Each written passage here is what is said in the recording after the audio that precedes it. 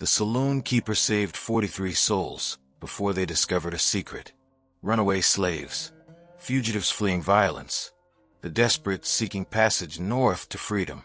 I watched her 20 years, serving whiskey and smiles while operating the most dangerous railroad station in the territory. Then a federal marshal arrived asking questions, and one of the people she'd sheltered whispered her name to save his own neck. Some betrayals, I learned, cut deeper than any bullet ever could. These lands know pain better than joy. Every mark in the sand tells a story, but folks rarely listen. I saw this tale with my own eyes, like the crackle of a fire at night. The shadows of the past don't leave. You'd best listen close. Out here, it's the only way to survive. The Red Dust Saloon stood at the crossroads of 3 territories, a place where law grew thin and conscience thinner. Its owner, Clara Brennan, poured whiskey with hands steady as stone and kept books that balanced perfectly when inspectors came calling. But those books lied. At 42, Clara carried beauty like a weapon. Dark hair threaded with silver, eyes the color of creek water after rain, and a smile that could disarm a gunfighter or comfort a dying man with equal grace. She'd built the Red Dust from nothing 15 years back, when the town of Crossroads Junction was just 3 buildings and a prayer. Now it was the heart of a settlement that serviced miners, ranchers, and travelers moving through the Arizona territory toward California dreams. I was 17 when I started working for Clara, hired to sweep floors and haul barrels. My name's Daniel Worth, and I'm telling this story because someone needs to remember what she did, who she was, before history buries her under the weight of what came after. The first time I saw the hidden room, I'd been working at the Red Dust for 6 months. It was past midnight, the saloon empty except for Clara, counting receipts at the bar. I'd gone to the back storeroom for more lamp oil when I noticed the wall wasn't quite flush, a gap, barely visible, where the boards didn't meet properly. Curiosity got the better of caution. I pressed against the wall, and a section swung inward on hidden hinges, revealing a narrow passage that descended into darkness. My heart hammered as I lit a lantern and moved down crude wooden steps into a space carved from the earth beneath the saloon. The room was perhaps 15 feet square, lined with supplies, blankets, dried food, water barrels, medical supplies. And in the corner, huddled against the wall, were 3 people. A woman, black, maybe 30, her dress torn and feet wrapped in bloodied rags. Beside her, a boy of 10, his dark eyes wide with terror, and standing protectively before them, a man with skin weathered by sun and scars that spoke of violence survived. Daniel. Clara's voice came from behind me, calm as Sunday morning despite catching me where I had no business being. Close the door. I turned to find her on the stairs, holding a shotgun, not aimed at me, but ready. Her expression carried no anger, just assessment, calculating whether I was threat or ally. "Who are they?" I whispered, though the answer was forming already in my mind. "People who don't exist," Clara replied. "People the law says belong to someone else. People I'm helping not exist their way to freedom." The woman spoke, her voice hoarse. "Please, don't tell anyone. They'll kill us if they find us." Clara moved past me, setting the shotgun aside and kneeling beside the family. She examined the woman's feet with gentle efficiency, cleaning wounds with water and cloth. "This is Daniel," she said without looking at me. "He's good. He won't tell." "How do you know?" the man challenged, his hand moving to something at his belt, probably a knife. "Because if he does, I'll make sure he regrets it." Clara finally looked at me, and her eyes held something harder than iron, colder than winter stone. "But he won't, because he's smart enough to understand that some things are bigger than law, bigger than fear. Aren't you, Daniel?" I should have been terrified, should have run straight to the sheriff, collected whatever reward came with reporting an underground railroad station. But looking at that family, at their exhaustion, their terror, their desperate hope, I understood something Clara had known all along. The law wasn't always right, and sometimes the only way to be just was to break unjust rules. "How long have you been doing this?" I asked. "Since the saloon opened. Maybe longer, if you count what I did before." Clara finished bandaging the woman's feet, then stood, wiping her hands on her apron. Every few months, someone comes through. Word travels in the shadows. There's a woman in Crossroads Junction who'll hide you, feed you, point you toward the next station north. Sometimes it's escaped slaves from Texas. Sometimes it's Mexicans fleeing violence. Sometimes it's just people who made powerful enemies and need to disappear. How many? 43 souls as of tonight. Clara's voice carried quiet pride. 43 people who made it through my station alive and continued north. Some made it to freedom. Others. She trailed off, leaving the fate of the unsuccessful unspoken. The man spoke again, his voice less hostile now. How do we know we can trust you? Trust him. You don't, Clara replied simply. But you don't have a choice. Your other option is to walk out of here and see how far you get before the slave catchers find you, or the marshal, or the ranchers who don't take kindly to people crossing their land without permission. She was right, and we all knew it. The man's shoulders sagged slightly, acceptance settling over him like a heavy coat. You'll stay here 3 days, Clara continued, moving toward the stairs. I'll bring food and water before dawn and after the saloon closes. On the third night, a man will come, calls himself preacher, though I doubt he's ever seen the inside of a church. He'll take you north to the next station, then the next, until you reach territory where being free isn't a crime. Thank you, the woman whispered, tears streaming down her face. God bless you.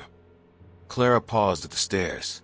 God hasn't blessed much out here, but maybe he'll make an exception for people brave enough to run toward freedom instead of accepting chains.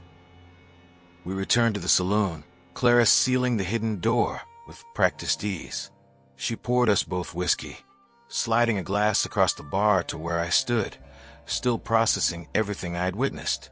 You can leave, Clara said quietly. Walk away tonight. Forget what you saw. Find work somewhere your conscience won't be tested. I wouldn't blame you. I picked up the whiskey, drank it in one burning swallow. I'll stay, and I'll help. It's dangerous. If we're caught, we'll hang. Or worse, they'll make examples of us, parade our corpses through town as a warning to anyone else who thinks about defying the law. I understand. Clara studied me for a long moment, then nodded slowly. Tomorrow, I'll teach you how to use the signals. How to identify people who need help versus people looking to collect bounties.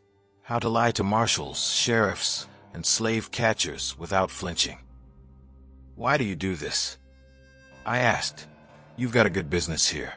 You could live comfortable, safe. Why risk everything? Her expression shifted, and for just a moment, the armor cracked. Because 20 years ago, I was the one hiding in a root cellar while men with guns searched for me. I was the one running through darkness, hoping anyone, would see me as human instead of property. She pushed away from the bar, moving toward her private room. Get some sleep, Daniel. Tomorrow, you become part of something larger than yourself, something that might get you killed, but at least you'll die knowing you mattered. I stayed at the bar long after she left, staring into my empty glass, feeling the weight of the choice I'd just made settle across my shoulders, like a yoke I'd carry the rest of my life. Outside, Crossroads Junction slept, unaware that beneath one of its most respectable establishments, the machinery of freedom turned in defiance of law, morality, and the violence that enforced both. The Red Dust Saloon served whiskey and salvation in equal measure, and I'd just enlisted in its secret army. Federal Marshal Benjamin Cross arrived in Crossroads Junction on a Tuesday morning, riding a black horse and wearing righteousness like a second skin. He was tall, lean, with gray threading through dark hair and eyes that assessed everything with the cold efficiency of a man who saw the world in terms of legal and illegal, with no room for the gray spaces where most people lived. I watched him dismount outside the sheriff's office from my position, sweeping the saloon's porch. Everything about the marshal screamed danger. The deliberate way he moved, the military precision in how he tied his horse, the fact that his coat was cut to allow easy access to the 2 revolvers holstered at his hips. Clara appeared beside me, drying a glass with methodical attention. That's trouble, she said quietly, her voice betraying nothing of the tension I could feel radiating from her. You know him. Know of him. Benjamin Cross. They call him the Hound because once he's on a trail, he doesn't stop until he's caught his quarry. He's brought in more fugitives than any other marshal in the territory. She set the glass down carefully, and word is he's been tracking someone through Arizona for 3 weeks. My stomach clenched. You think he's looking for? Don't finish that sentence, Clara interrupted, her voice sharp, not where ears can hear. That evening, Marshal Cross entered the Red Dust Saloon with the confidence of a man who belonged everywhere. He chose a table in the corner, good sight lines to both doors, back against the wall, and ordered whiskey. Clara served him personally, her smile warm and professional, betraying nothing.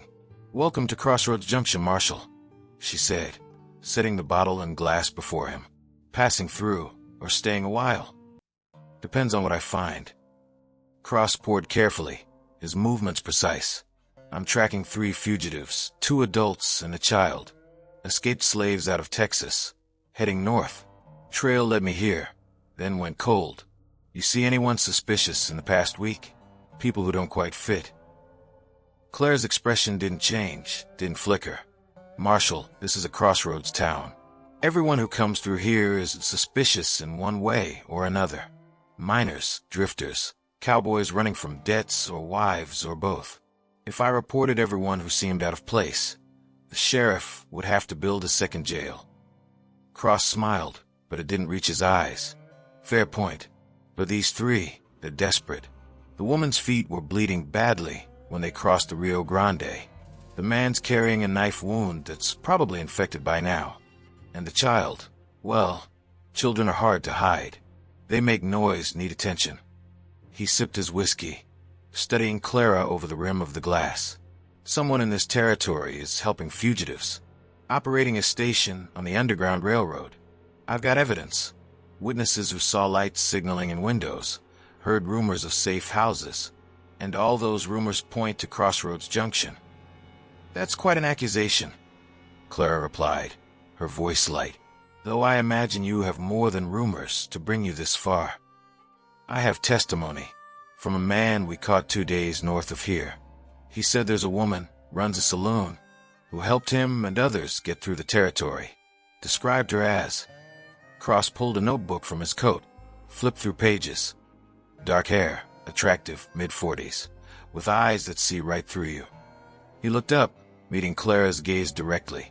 That description fit anyone you know. The saloon had gone quiet. Everyone was watching now, pretending not to listen, while hanging on every word.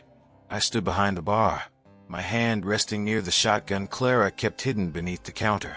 Clara laughed, the sound genuine and disarming. Marshal, you just described half the saloon owners in the territory. We all have to look attractive enough to keep men drinking and see through enough of their lies to know when they're out of money. She gestured around the room. You see any fugitives here? Any bleeding feet or knife wounds? Any terrified children hiding in corners? Cross set down his glass slowly. Not yet, but I'm going to be staying in town for a while, asking questions, watching. And eventually, Mrs. Brennan, I'm going to find exactly what I'm looking for. The use of her name, delivered like a threat wrapped in courtesy, sent ice through my veins. He knew. Maybe didn't have proof yet, but he knew. Clara picked up the bottle, refilled his glass without being asked. Then I hope you find it, Marshal. Nothing would please this town more than knowing the law is keeping us safe from whatever dangers you're hunting. After Cross left that night, Clara locked the doors and turned to me with an expression that carried both exhaustion and determination. He's going to watch this place. Watch me. Watch everyone who enters. The family in the basement. Leaves tonight, ahead of schedule. I'll get word to Preacher. Have him move them immediately. Clara moved to the hidden door, then paused. Daniel, I need you to do something that's going to seem strange. What? Tomorrow, I need you to be seen arguing with me. Loudly. Make it about wages, treatment, something believable. Storm out. Make people think you're done working here. Understanding dawned slowly. You're trying to distance me from whatever comes next. If Cross finds evidence against me, I don't want you caught in the same net. You're young, Daniel. You've got a future that doesn't need to include hanging beside me for crimes we committed in the name of conscience. I'm not leaving you to face this alone. Clara's hand found my shoulder, squeezed with surprising strength. You're not leaving me. You're going to be my eyes outside the saloon, watching Cross, learning his patterns. And when the time comes, you're going to help me save the next group of souls that need saving. But you can't do that from a jail cell. That night, I helped Clara lead the family through a tunnel that ran beneath the saloon to an abandoned mine shaft a quarter-mile away. Preacher was waiting there, a grizzled man of 60 with kind eyes and a spine of pure iron. He'd been running this railroad longer than Clara, and his network stretched from Texas to Canada. Cross is here, Clara told him without preamble. He's got testimony, probably descriptions. It's only a matter of time before he finds proof. Preacher absorbed this with a nod. Then you need to shut down operations for a while. Let things cool. People are still coming, still running, still dying if they don't find help. Better some die than the entire network collapses, Preacher said, his voice heavy with the weight of that terrible mathematics. If you're caught, Clara, every station you've sent people to becomes vulnerable. Every conductor in the line is at risk. Clara looked at the family she'd sheltered, at the woman whose feet were finally healing, at the boy who'd started to believe he might actually survive. One more, she said quietly. There's one more group coming through next week. After that, I'll go dark. But I won't leave them to Cross. You're risking everything, Preacher warned. I've been risking everything for 15 years. One more time won't make a difference. We returned to the saloon as false dawn painted the sky purple and gold. Clara sealed the tunnel entrance, restocked the shelves to hide any evidence of what had happened below, and prepared to face Marshal Cross's investigation with the same steady courage she'd shown every desperate soul who'd knocked on her door seeking freedom. The game had become deadly, and we were running out of moves. Marshal Cross worked methodically. He interviewed every business owner, questioned travelers, even paid children to report strange comings and goings at night. His presence hung over Crossroads Junction like a storm cloud refusing to break. Clara played her role perfectly. A friendly saloon owner, helpful but not too helpful, concerned about law and order but respectful of her customers' privacy. She served Cross his whiskey every evening, smiled at his questions, and gave him nothing. But the net was tightening. The next group arrived 8 days after Cross's appearance. For people this time, a teenage girl, her younger brother, and an older couple who'd spent their lives in bondage before deciding that death as free people was preferable to life as property. They came at midnight, led by one of Clara's contacts, a Mexican trader named Santos who moved goods and people across the territory with equal discretion. We hid them in the basement room, provided food and water, and began preparing for their journey north. But Clara was worried. I could see it in the way her hands trembled slightly when she thought no one was watching, and how she checked the windows constantly, and the tightness around her eyes that spoke of too many sleepless nights. Cross was asking about Santos today. She told me on the third night. Wanted to know what kind of goods he trades, who he travels with, whether I've seen him moving anything unusual. What did you tell him? That Santos trades in dry goods, leather tools, that half the businesses in town buy from him. All true, all harmless. Clara poured herself whiskey, something she rarely did. But he's getting close, Daniel. I can feel it. The next morning, everything fell apart. Marshal Cross entered the saloon with Sheriff Dawson and 3 deputies, all armed, all wearing expressions that meant business had concluded and consequences were beginning. Clara Brennan, Cross announced, his voice carrying to every corner of the room. You're under arrest for harboring fugitive slaves, operating an illegal underground railroad station, and conspiracy to violate the Fugitive Slave Act. Clara didn't run, didn't resist. She simply set down the glass she'd been cleaning and met Cross's gaze with steady defiance. On what evidence, Marshal? Cross pulled out a document, unfolded it with deliberate slowness. Testimony from Marcus Webb, one of the fugitives you sheltered 3 months ago. We caught him in Kansas, offered him a choice, prison time or cooperation.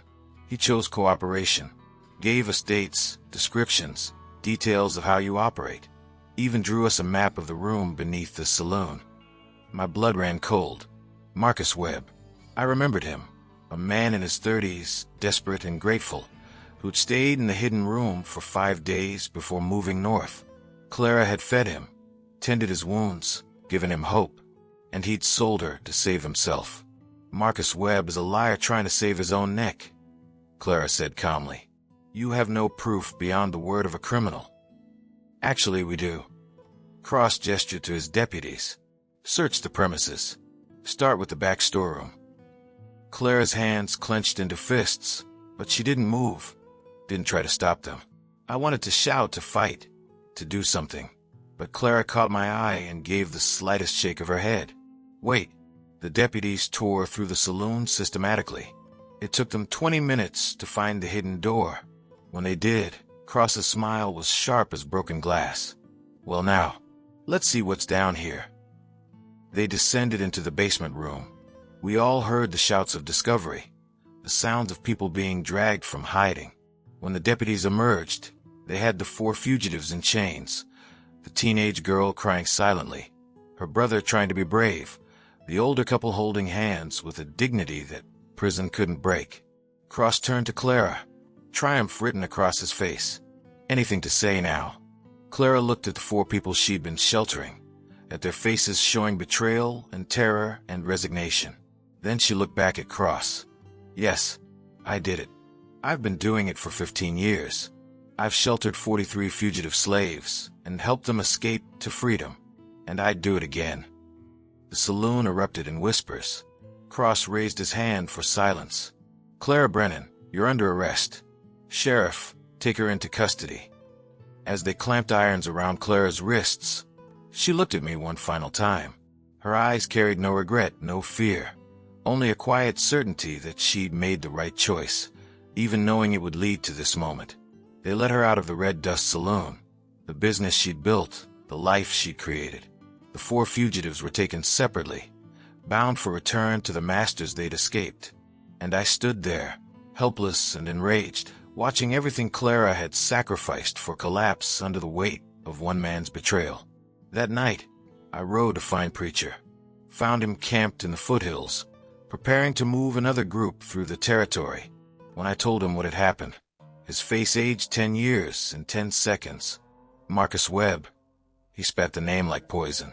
I knew him, knew he was weak, but I never thought. Claire's going to hang, I said, my voice breaking.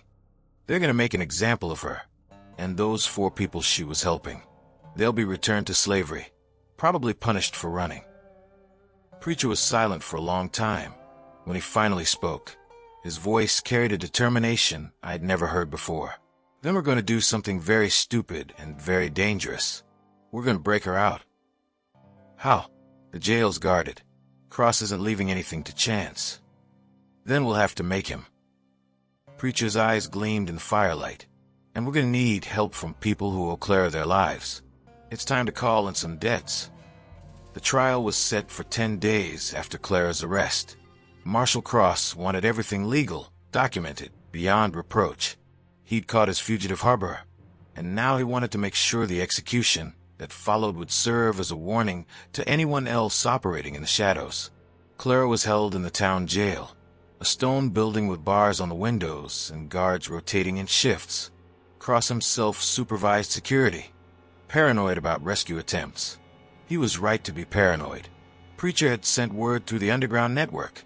Clara Brennan, the woman who'd saved 43 lives, was in danger. Help was needed, and help came. They arrived quietly, separately, over the course of a week. Men and women who'd once hidden in Clara's basement, who'd eaten her food and followed her directions toward freedom. They came from Kansas, Colorado, even California. Some were escaped slaves who'd made new lives.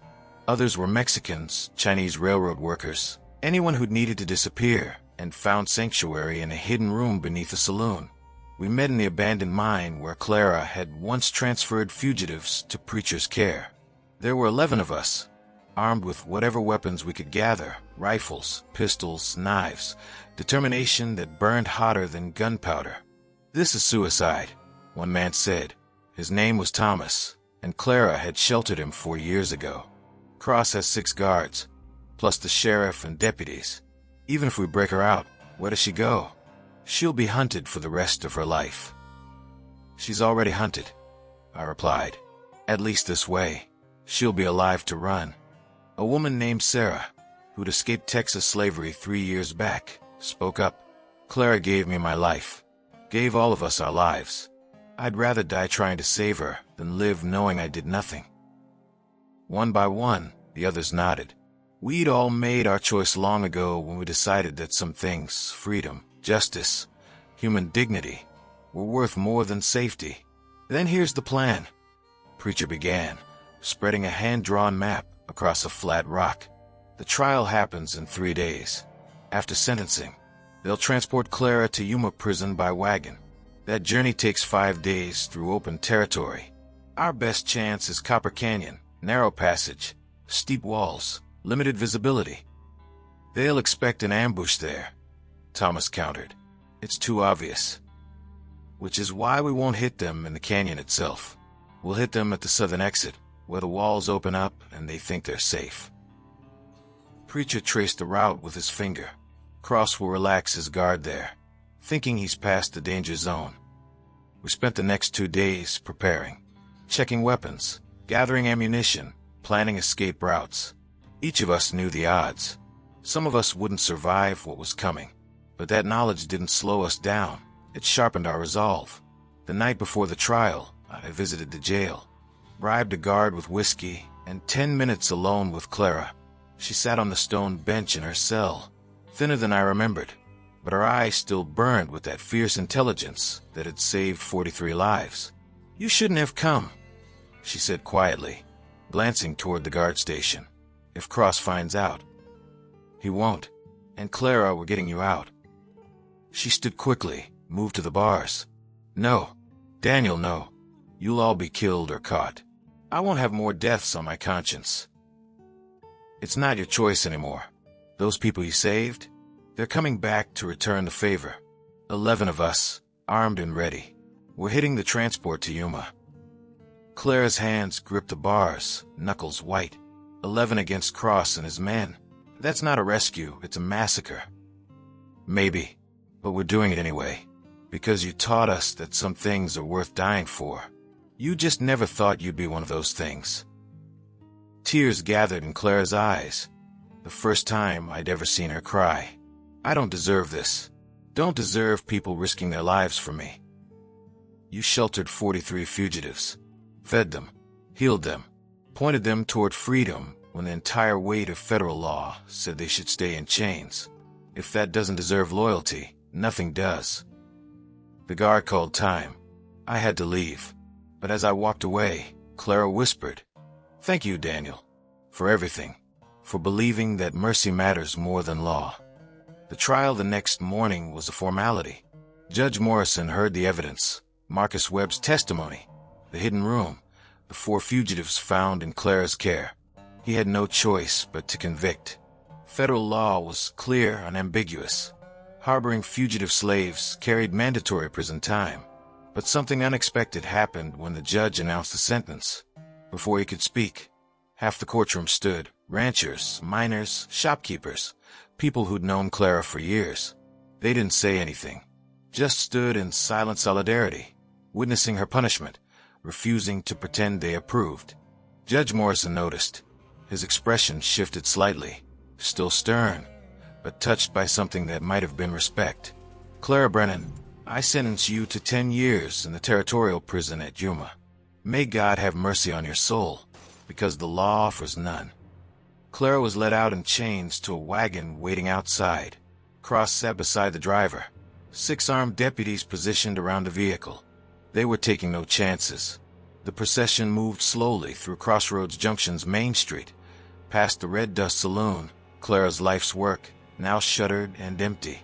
At the edge of town, The wagon turned south toward Yuma, toward 5 days of travel through desert and canyon, toward the ambush we'd prepared. Preacher and the others were already in position, waiting at Copper Canyon's southern exit. I rode ahead, scouting, making sure Cross followed the expected route. He did, paranoid but predictable. As sunset painted the desert red and gold, the pieces moved into position. Clara, chained in the wagon, unaware rescue was coming. Cross and his men, alert but confident, and 11 desperate souls hiding in rocks and scrub, ready to trade their safety for hers. The mathematics of violence were about to be calculated in blood and bullets, and whatever the outcome, the West would remember the night that conscience went to war with law and refused to surrender. Clara Brennan stood before Judge Morrison with chains around her wrists, but dignity wrapped around her shoulders like a cloak. The town hall was packed, standing room only. Every person in Crossroads Junction and half the surrounding territory crammed into a space built for 70. They'd come to witness history.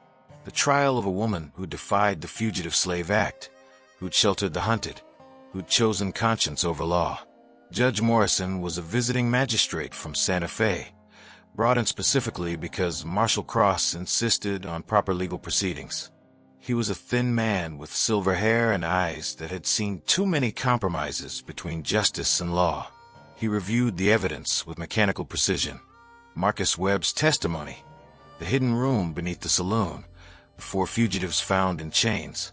"Mrs. Brennan," Judge Morrison said, his voice carrying through the silent hall, "you stand accused of 43 counts of harboring fugitive slaves in violation of federal law. How do you plead?" Clara met his gaze without flinching. "Guilty, Your Honor. Guilty of every single count. I sheltered those people, fed them, pointed them toward freedom, and I'd do it again tomorrow if given the chance." A murmur rolled through the crowd. Cross smiled from his position near the door, vindicated. The judge banged his gavel for silence. "You understand that the penalty for these crimes is imprisonment and substantial fines? That you could spend the rest of your natural life in a federal prison?" "I understand the law, Your Honor. I simply don't agree with it. Some laws are so unjust that breaking them becomes a moral duty." Judge Morrison leaned back, studying her. "That's a dangerous philosophy, Mrs. Brennan. If everyone decided which laws to follow based on personal morality, society would collapse into chaos. And if everyone followed immoral laws without question, society would collapse into tyranny. History will remember which side we chose, Your Honor. It always does." The judge was silent for a long moment. Then he spoke, his voice heavy with something that might have been regret. "The law is clear. I sentence you to 10 years in the territorial prison at Yuma, plus fines totaling $5,000. The sentence will commence immediately." The crowd erupted. Some shouted approval. Others, more than Cross had probably expected, cried out in protest. Men and women who'd drunk Clara's whiskey, who'd known her kindness, who'd benefited from her business, suddenly understood what they were losing. As deputies moved to escort Clara from the courtroom, she turned to address the crowd one final time. "To those I sheltered, I'm sorry I couldn't finish what we started. To those who helped me, thank you for your courage. And to those who betrayed me," her eyes found Marcus Webb in the crowd, "I hope you can live with the price of your freedom." She was led out into the harsh sunlight, toward a prison wagon that would carry her across the desert to Yuma, to hell on earth, where prisoners died from heat and violence and despair in equal measure. 10 years. She was 42. If she survived, she'd emerge an old woman broken. I watched from the crowd, rage and helplessness churning in my gut. Preacher stood beside me, his weathered face carved from stone. Around us, others who'd been part of Clara's network exchanged glances, silent communication passing between people bound by shared purpose. That night, we gathered in the abandoned mine. 11 people, armed and desperate, and united by one goal: save Clara Brennan, or die trying. "The prison wagon leaves at dawn," Preacher said, spreading a rough map on the ground. "They'll take the southern route through Copper Canyon. Narrow passage, steep walls on both sides. That's where we hit them. "How many guards?" Thomas asked. 6 plus Cross himself. He's personally escorting her to make sure nothing goes wrong. 7 against 11, Sarah said. "We've got numbers. They've got training and position. They'll be expecting trouble." Preacher looked around at our ragtag army. "Some of us won't come back from this. Anyone who wants to walk away, now's the time. No judgment." No one moved. We'd all made our choice long ago when we decided that some things, freedom, justice, human dignity, were worth more than safety. Then here's the plan. Dawn broke over Copper Canyon like a wound opening in the sky. Raw, red, and unforgiving. The prison wagon rolled through the narrow passage, wheels creaking, horses straining against the grade. Marshal Cross rode at the front, alert and suspicious. 6 deputies surrounded the wagon, hands near their weapons, eyes scanning the canyon walls. Inside the wagon, Clara sat with her hands still chained, watching the landscape slide past through barred windows. She knew this canyon, knew these rocks, and she knew that if rescue was coming, it would be here. She was right. The first shot came from above, Preacher's rifle, singing its song of defiance across the canyon. The bullet caught a deputy in the shoulder, spinning him from his saddle. Before the sound faded, we were in motion. Thomas and Sarah charged from the left, firing as they rode. I came from the right with 3 others, our horses screaming down the slope in controlled chaos. Behind the wagon, cutting off retreat, the rest of our force materialized like ghosts. Cross reacted instantly, shouting orders, organizing his men. He was good, better than good, and his deputies were professionals. They formed a defensive circle around the wagon, using it as cover, returning fire with disciplined volleys. A bullet whispered past my ear. Another kicked up dust at my horse's feet. I dove from the saddle, hit the ground rolling, came up behind a boulder with my rifle ready. 50 yards away, a deputy was taking aim. I fired first. He went down. The canyon filled with thunder. Smoke and dust created a fog of war where figures moved like shadows, where every sound could be death approaching. One of ours went down, a young man named Peter who'd escaped Arkansas 3 years ago. Then another deputy fell.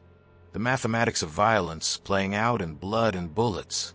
Cross fought like a man who'd never considered losing. His revolver seemed to fire continuously, and every shot found something. Rock, flesh, horse, hope. He was trying to reach the wagon's driver, trying to get it moving, trying to escape the trap. I intercepted him. We collided in the dust, both out of bullets, both driven by purposes larger than ourselves. He swung at me with his empty pistol. I blocked with my rifle, felt the impact jar my bones. We grappled, fell, rolled through dirt and sharp stones, each trying to gain advantage. She broke the law. Cross snarled, his hands finding my throat. Everything I did was legal. Legal, I gasped. Doesn't mean right. I brought my knee up, caught him in the ribs. His grip loosened enough for me to break free. We scrambled apart, both reaching for weapons. He came up with a knife. I found a rock. We circled each other, breathing hard, while around us the battle continued. Cross lunged. I sidestepped, brought the rock down on his knife hand. Bones broke with a sound like dry wood snapping. The knife fell. Cross screamed. Before I could press the advantage, Preacher's voice cut through the chaos. "Daniel, the wagon." I turned to see 2 deputies had managed to cut the horses loose, were trying to lead them and the wagon toward the canyon's exit. If they escaped, Clara would reach Yuma. Everything we'd risked would be for nothing. I ran. My legs burned. My lungs screamed. The distance seemed impossible. 50 yards of open ground under fire. But I'd come too far, sacrificed too much, to fail now. I reached the wagon, grabbed the side rail, pulled myself up. One of the deputies turned, saw me, raised his pistol. Before he could fire, Sarah's shot caught him in the chest. He fell without a sound. I climbed to the driver's seat, grabbed the reins, hauled back with all my strength. The horses reared, confused, terrified. The wagon lurched to a stop. "Daniel." Clara's voice from inside, urgent. "The lock. Keys are on Cross." I looked back. Cross was on his knees, cradling his broken hand, surrounded by Thomas and 2 others. Preacher was moving through the battlefield, checking the fallen, confirming the fight was over. We'd won. At a cost, 3 of ours dead for wounded, but we'd won. I retrieved the keys from Cross, unlocked Clara's chains. She emerged from a wagon, blinking in the harsh sunlight free. "You shouldn't have done this," she said, but her voice carried gratitude instead of rebuke. "Now you're all outlaws too." "Then we're in good company," I replied. Preacher approached, his face grim. "We need to move. More law will come. Federal marshals, army, whoever they can spare. This territory isn't safe anymore." "Where do we go?" Sarah asked. Clara looked around at the 11 people who'd risked everything for her. Broken, bleeding, but undefeated. "North," she said finally. "There are places beyond the reach of unjust laws. Places where people who've run can finally rest. We'll build something there. Something better than what we left behind." "You're talking about months of travel through hostile territory," Cross said, his voice tight with pain. "You won't make it 10 miles. Clara turned to him, and her expression held no hatred, just sad understanding. "Marshal, you've spent your life hunting people whose only crime was wanting to be free. I've spent mine helping them. History will judge which of us was right, but I won't be here to see it. I'll be too busy living the life I chose instead of the one you tried to force on me." She walked away from him, from the wagon, from everything she'd built in Crossroads Junction. We followed, a ragged band of fugitives, criminals in the eyes of the law, but heroes in the eyes of justice. Behind us, Cross and his surviving deputies watched us disappear into the canyon shadows. He could have followed, could have organized pursuit, but he didn't. Maybe he was tired. Maybe he'd finally understood that some causes aren't worth dying for. Or maybe he'd simply realized that people who'd risk everything for each other couldn't be stopped by chains, laws, or men with guns. We rode north toward winter, toward wilderness, toward territories where the map ended and possibility began. The road was long and uncertain. Some of us wouldn't survive it, but we were together, and we were free, and that was enough.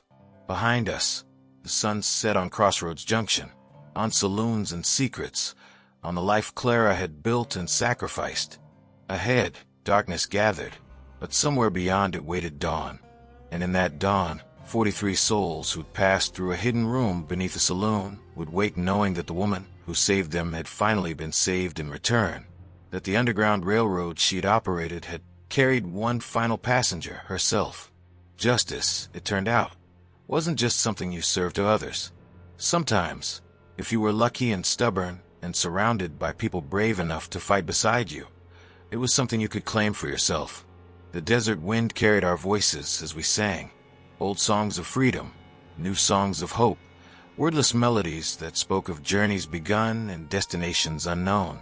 And somewhere in that chorus, you could hear Clara Brennan laughing, the sound bright and unbreakable as stars appearing in the darkening sky.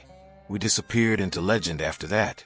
Stories spread about the saloon keeper who'd sheltered fugitives and the ragtag army that freed her. Some tales were true. Others were embellished by time and telling. But they all agreed on one thing, that in a time when law and justice weren't always the same thing, there had been people brave enough to choose justice, consequences be damned, and maybe, in the end, that was the only story that mattered. See you around, my friend. I've got another story for you.